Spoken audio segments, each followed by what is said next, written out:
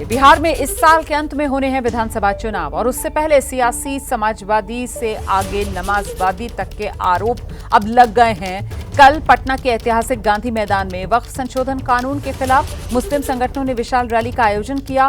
कई राजनीतिक पार्टियों के दिग्गज नेता इसमें पहुंचे शिरकत करने के लिए, जिसमें तेजस्वी यादव भी पहुंचे थे। तेजस्वी यादव समेत कई नेताओं ने इस रैली में शिरकत की थी। रैली में तेजस्वी यादव ने कहा, वक्फ कानून को लागू नहीं होने देंगे और अगर सरकार बनी तो फिर कूड़ेदान में फेंकेंगे, जिस पर आज बीजेपी ने पलटवार किया है और कहा कि आरजेडी समाजवादी पार्टी का समाजवाद नहीं है, ये नमाजवाद है।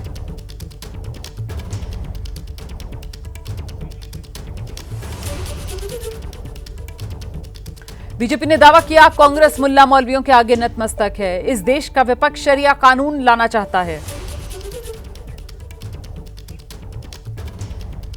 गरीब और मजलूम मुस्लिम के हक के साथ नहीं खड़े हैं, जिसके साथ समाजवाद को खड़ा होना चाहिए। ये चंद मुट्ठी भर सरमाएदारों के हक के साथ खड़े हैं, जो कि मजहब का नाम लेकर उनका शोषण करना चाहते हैं। इसलिए राजद और सपा का समाजवाद कतई समाजवाद नहीं कहा जा सकता, जिसे आजकल सोशल मीडिया में इस प्रकार का एक वर्ड यूज होता है कि नमाजवाद कहा जाए तो अतिशयोक्ति न होगी। कुरान में वक्फ नाम का कोई वर्ड नहीं है, यह मुल्ला मौलवियों का अपना क्रिएशन है। और कुरान में तो यह कहा गया है, जितना हो सके खर्च करो, होल्ड मत करो। वक्फ का मतलब अरबी में होता होल्ड करना। इस्लामी अकीदे में तो कहा गया अनफिकूफी सबीउल्लाह, यानी जो है खर्च करो। परंतु आप क्या कहते हैं, जो है जोड़ लो और मुल्ला मौलवियों के कदमों में जाके अर्पित कर दो, ताकि बदले में वोट की सियासत हो सके।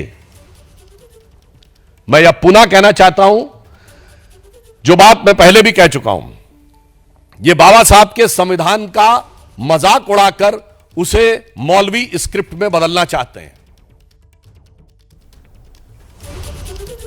तो बीजेपी के प्रवक्ता सुधांशु त्रिवेदी ने शायरी भी पढ़ी और शेरो शायरी के जरिए विपक्ष पर निशाना साधा। राम राज्य की अवधारणा जो गांधी जी ने दी थी, उसका क्या हाल किया कांग्रेस के नेताओं के लिए। तो अदम गोंडवी जी, ये उनका वाक्य है, मेरा नहीं, ये समाजवादी कवि थे। उन्होंने लिखा था, काजू भुना है प्लेट में विस्की गिलास में, उतरा है राम राज्यों विधायक निवास। काजू भुना है प्लेट में विस्की गिलास में, उतरा है राम राज्यों विधायक निवास में। और आगे उनके शब्द हैं, पक्के समाजवादी हैं तस्कर हो या डकैत। ये मेरे शब्द नहीं है, ये आदम गोंडवी जी के शब्द हैं। पक्के समाजवादी हैं तस्कर हो या डकैत, कितना असर है खादी के उजले लिबास में।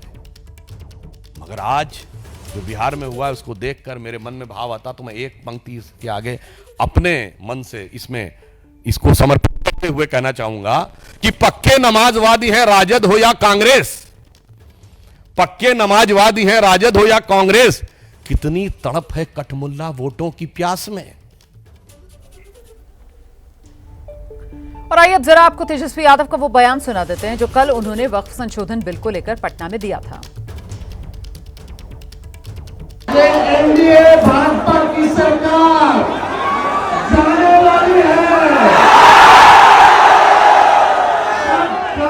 गरीब आवाम की सरकार बनेगी तो इस बिल को, इस कानून को बिहार राज्य जो है कूड़े के दान में फेंकने का काम करेगा।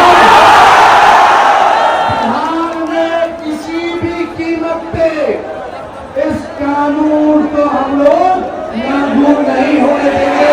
उत्तर से दक्षिण हिंदुस्तान की सरजमीन का हर एक इंच और इतिहास, हर पन्ना छीन कर इस बात की गवाही देता है, हमारे स्वतंत्रता संग्राम की लड़ाई में चाहे हिंदू हो, मुसलमान, सिख हो या ईसाई, सब लोगों ने इस देश की आजादी के लिए कुर्बानी देने का काम किया था।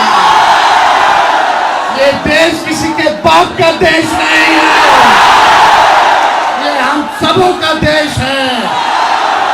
आप सब लोग, चाहे फखरुल्लाह खान हो या भगत सिंह, सब लोगों ने शहादत दी, तब जाकर के हम लोगों को जो है आजादी जो है मिला। सुधांशु त्रिवेदी ने जो बयान दिया है उस पर अब कांग्रेस की तरफ से पलटवार किया गया है। कांग्रेस के प्रवक्ता पवन खेड़ा कह रहे हैं सुधांशु को पता ही नहीं कि लोकतंत्र का कामकाज कैसे होता है। वहीं केंद्रीय मंत्री हैं गिरिराज सिंह, उन्होंने विपक्ष से मुंगेरी लाल के हसीन सपने न देखने की बात कही। में पास किए गए कानून पार्लियामेंट के जरिए रद्द भी किए जाते हैं। अगर सुधांशु जी को ये नहीं पता है तो पार्लियामेंट में पिछले 2-3 साल से कर क्या रहे हैं हमें नहीं मालूम। और वो उनकी कहानी नहीं है, ये कहानी प्रधानमंत्री से लेकर नीचे तक सबकी है जो भारतीय जनता पार्टी से संबंधित है। उन्हें पता ही नहीं है कि लोकतंत्र की फंक्शनिंग क्या होती है। हमारे साथ बातचीत करने के लिए केंद्रीय मंत्री गिरिराज सिंह जी। सर, कल पटना के ऐतिहासिक गांधी मैदान में वक्फ बोर्ड के विरोध में एक रैली हुई। तेजस्वी यादव उसमें जाते हैं और कहते हैं कि हमारी सरकार आएगी तो इसको जो है हम बिल को कूड़ेदान में फेंक देंगे। मुंगेरी लाल के हसीन सपने ना देखें।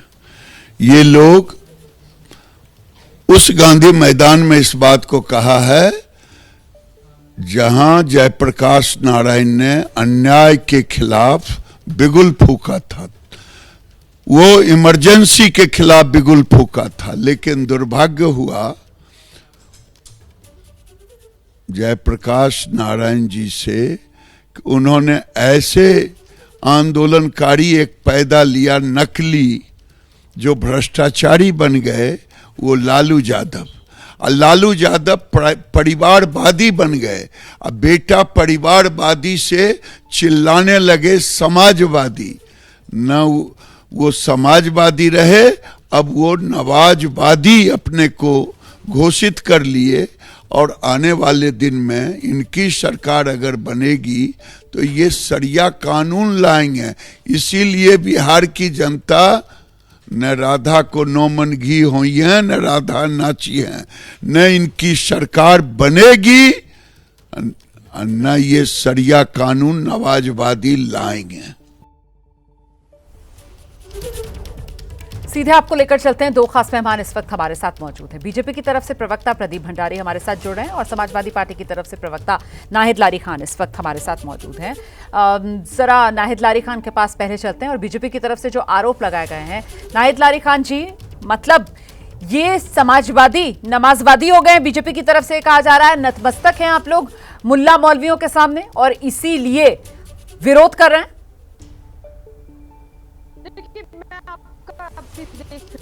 सारी बातें जो आपने दिखाया, सुधांशु त्रिवेदी जी की बातें दिखाई आपने। पार्टी नहीं, आपकी आवाज साफ नहीं आ रही है। नाहिद जी आवाज साफ नहीं आ रही है। ऑडियो में प्रॉब्लम है, आपकी आवाज साफ नहीं आ रही है, बहुत दिक्कत आ रही है। मुझे लगता है इसको हम ठीक करवाते हैं, उसके बाद दोबारा मैं आती हूं आपके पास। तब तक प्रदीप भंडारी का रुख कर लेते हैं। प्रदीप जी, ये कानून अगर हमारी सरकार बनी तो फिर हम इसको कूड़ेदान में फेंक देंगे।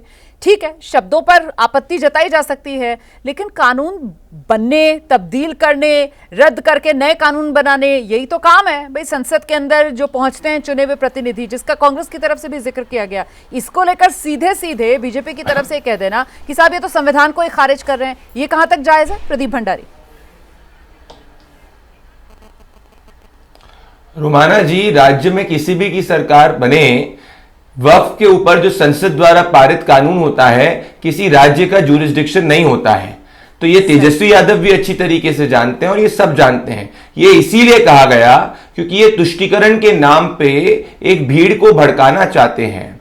आप याद करिए कि कुछ ही समय पहले देश में इमरजेंसी के 50 साल कंप्लीट हुए थे। इमरजेंसी के वक्त क्या हुआ था? देश के संविधान को कूड़ेदान में डाल दिया था कांग्रेस पार्टी ने और एक परिवार का राज करा था। ठीक वही सोच अब लालू प्रसाद यादव के बेटे तेजस्वी यादव की दिख रही है। और ये सब क्यों कर रहे हैं? तुष्टीकरण के नाम पे कर रहे हैं। इनका इतिहास क्या रहा है? 2024 लोकसभा चुनाव के समय में लालू यादव ने तो ये बयान दिया था कि पिछड़ों के जो रिजर्वेशन है, जो पिछड़ों को मिलता है, ओबीसी को मिलता है, उन सबको मुसलमानों को दे देना चाहिए। ये वही लालू यादव है जो चुनाव प्रचार के समय पे ओसामा बिन लादेन के हमशक्ल को लेकर घूमा करते थे, क्योंकि इनको मुसलमान वोट चाहिए था। तो इनकी सोच यह है कि ये शरिया लाना चाहते हैं और शरिया को प्राइमेसी देते हैं संविधान के ऊपर। और इन्होंने शाहबानो के समय तो यही किया था, जब सुप्रीम कोर्ट द्वारा पारित कानून को इनने ओवरटर्न इसी नाम पे कर दिया था क्योंकि इनकी पूर्ण बहुमत थी और एक मुसलमान महिला को इन्होंने हक नहीं दिया। तो आज भी इनकी सोच यही है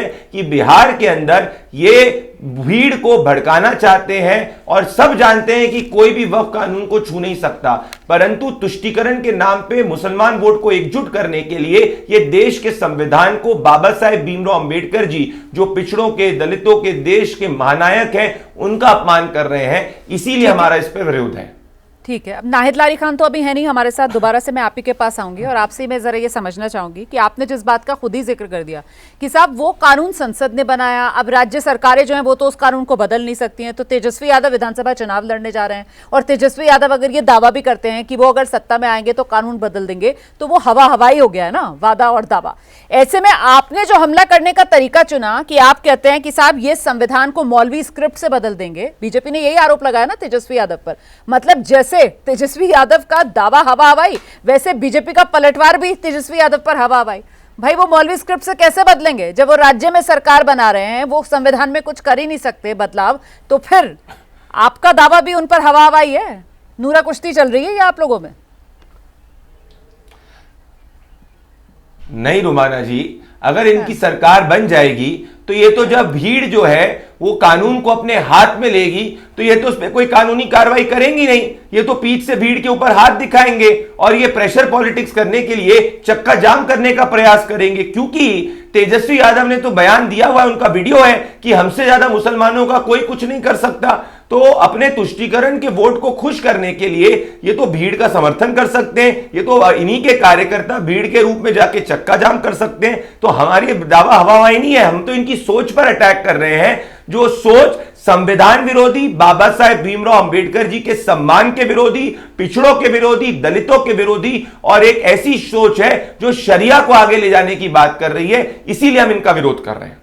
ये विरोध इसलिए किया जा रहा है या फिर आपके जो विरोधी हैं वो ये भी सवाल पूछेंगे कि साहब एक जो नई तरीके की बहस फिर से सुर्खियों में आ गई है कि भाई संविधान की प्रस्तावना और संविधान की प्रस्तावना में क्यों है सेकुलर शब्द जो जोड़ दिया गया, इंदिरा गांधी के समय में वो जो 42वां संशोधन किया गया था उसको अब हटाया जाए, उस पर विचार किया जाए। और उस बयान को लेकर जो बीजेपी बैकफुट पर नजर आ रही है, उससे ध्यान भटकाने के लिए अब जो विपक्षी दल हैं उन्हीं को आप लोग संविधान विरोधी बता रहे हैं। बीजेपी खुद घिरी तो फिर बचाव के लिए सबसे बढ़िया डिफेंस आक्रामक तरीके से ढूंढ लिया जाए। इसी रणनीति पर बीजेपी आगे बढ़ गई है, ये क्यों ना कहा जाए प्रदीप भंडारी जी? रुमाना जी, ये रहा तेजस्वी यादव का वीडियो जिसके अंदर वो कह रहे हैं हमसे ज्यादा कोई मुसलमान को चाहेगा क्या? हाँ देखो, हमसे सबसे ज्यादा कोई मुसलमानों को चाहेगा क्या, तेजस्वी यादव कह रहे हैं। तो हम नहीं गिरे हैं, विपक्ष गिर चुका है। विपक्ष का संविधान विरोधी एजेंडा देश के सामने है। और आप मुझे बताइए, जिस कांग्रेस पार्टी ने इमरजेंसी लागू करी, राहुल आरजेडी उसी कांग्रेस पार्टी के साथ अलायंस कर रही है। इससे बड़ा आपको क्या प्रूफ चाहिए कि ये संविधान विरोधी है और इमरजेंसी वाले लोग हैं? और मैं आपसे वापस से पूछूंगा, जब लालू प्रसाद यादव की सरकार थी तो आप याद करिए। अब समाजवादी पार्टी की प्रवक्ता नाहिद लारी खान आ गई हैं हमारे साथ। नाहिद लारी खान जी, बीजेपी आरोप लगा रही है कि ये समाजवादी नहीं है, ये दरअसल नमाजवादी लोग हैं। आप लोग सत्ता में आएंगे तो फिर संविधान को आप लोग तो मौलवी स्क्रिप्ट से बदल देंगे, शरिया कानून की पैरवी करने वाले लोग हैं आप लोग। तो जवाब दीजिए। रुमाना जी, समाजवादी पार्टी जो है संविधानवादी पार्टी है, लोकतंत्रवादी पार्टी और पीडीए पार्टी है। आप ये समझे कि जो बीजेपी गिरोह है, ये पूरा बीजेपी गिरोह जो मानसिक रोग से ग्रस्त हो चुका है, इनको इलाज की जरूरत है। इमरजेंसी की बात कर रहे हैं, अरे इमरजेंसी लगाने वाले मुख्य रूप से 3 लोग थे, इंदिरा गांधी जी, संजय गांधी जी, मेनका गांधी जी। उसमें से 2 लोग अभी दुनिया में नहीं रहे, इंदिरा गांधी जी और संजय गांधी जी। और तीसरी जो मेनका गांधी जी थी, जो मुख्य भूमिका थी उनकी, वो तो खुद बीजेपी में है। और ये क्या इमरजेंसी की बात करेंगे? मेरे परिवार के लोग इमरजेंसी में जेल में थे, बीजेपी क्या जाने इमरजेंसी के बारे में। हाथ जोड़ जोड़ के 1-2 लोग, इनके जो गलती से 1-2 लोग जेल चले गए थे, वो भी माफी मांग कर हाथ जोड़ जोड़ कर बाहर निकल गए थे। और कहाँ बड़ी बड़ी बातें, कहाँ चंदूल खाने की बातें उड़ाते हैं कि भूमिगत से। अरे इमरजेंसी में कोई नहीं था भूमिगत नहीं थे, सब जेल में थे जितने लोग थे। मेरे परिवार के लोग जेल में थे, ये बताएं इनके लखनऊ को बता दें। अगर कोई बीजेपी के नेता कोई जेल में थे तो बताए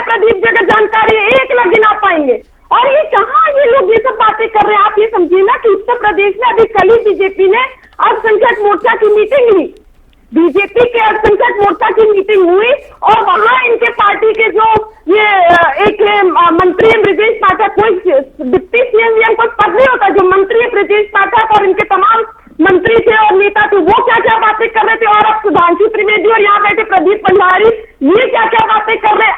अब ये तो आपस में विरोधाभास है ना, ये किसको धोखा दे रहे, निश्चित रूप से अपने को धोखा क्या क्या बात है भाई, आपने इतनी बड़ी बात, इतना बड़ा आपने आरोप लगा दिया। आप उत्तर प्रदेश के डिप्टी सीएम का नाम ले रही हैं यहाँ पर, मतलब देश के सबसे बड़े सियासी सूबे उत्तर प्रदेश का नाम लेती हैं आप। उत्तर प्रदेश के डिप्टी सीएम ब्रजेश पाठक का आप नाम लेती हैं और ब्रजेश पाठक का नाम लेकर आप कहना क्या चाह रही हैं? खुलकर कहिए, बताइए आप क्या क्या से काम नहीं चलेगा ना, क्या क्या कहते हैं, क्या क्या कहते हैं, क्या क्या कहा, ये तो बताइए। ऑन रिकॉर्ड आएगी ये बात, ये गौर करके रखिएगा अपनी बात, मैं बता दूं आपको। आइए नाहिद जी। जितने गोदी मीडिया है सबने दिखाया किस प्रकार से अल्पसंख्यक मोर्चा की छोटी सी मीटिंग ली और वहां मुसलमानों के हितों की बात कर रही थी बीजेपी और इनके नेता ब्रजेश पाठक, जिनसे अपना विभाग नहीं समझता। आप देखिए आज ये देखिए लारी का मुसलमानों अजीब विरोधाभास है भाई। मुसलमानों के हितों की बात कर रही है अगर बीजेपी, तो उससे तो फिर आप ही लोग बेनकाब होते हैं। आप ही लोग कहते हैं कि साहब बीजेपी जो मुसलमानों के लिए अच्छा सोच ही नहीं सकती। अब देखिए समाजवादी पार्टी की प्रवक्ता नाहिद लारी खानी बता रही है कि कैसे बीजेपी उत्तर प्रदेश में जब मीटिंग करती है तो वहां पर मुसलमानों के हितों की बात करती है वो। और ये तो आज भी सुधांशु त्रिवेदी जब आज आए प्रेस कॉन्फ्रेंस के लिए तो वो तो कहकर गए, वो कहकर गए कि साहब गरीब और जो पीड़ित और पिछड़े मुसलमान हैं उनके हक पर डाका डाला जा रहा है। और वो कह रहे हैं कि चंद मुल्ला मौलवियों की मुट्ठी में कहीं ना कहीं सारे मुस्लिम वोट की ठेकेदारी के चलते समाजवादी नतमस्तक हो गए मुल्ला मौलवियों के सामने। यही तो आरोप लगा कर गए हैं। अरे भाई तो अब आप बोलने नहीं दे रही, मैं इतनी देर चुप रही, सबकी बातें सुनती रही, आपने बीच में कट कर दी मेरी बात। मैं ये कह रही हूँ कि जिस प्रकार से सुधांशु त्रिवेदी जिस प्रकार से नमाजवादी कर रहे, तो ये आपस में विरोधाभास है। उत्तर प्रदेश में कुछ बात करते, बिहार में कोई और बात करते, ये क्या विरोधाभास बात है? ये सब मानसिक रोग से ग्रस्त हो चुके, इनको इलाज की जरूरत है। जो लोग इलाज करा चुके, कुछ गोदी चैनल है जिनके हेलो आवाज आ रही मेरी आपको? नहीं, आपकी आवाज तो आ रही है लेकिन आपकी बातों में खुद इतना विरोधाभास है कि मुझे लगता है मैं भी नहीं समझ पा रही हूँ, दर्शक भी नहीं समझ पा रहा है। आपको किस पर आपत्ति है? नमाजवादी कह दिया, इस पर आपत्ति है।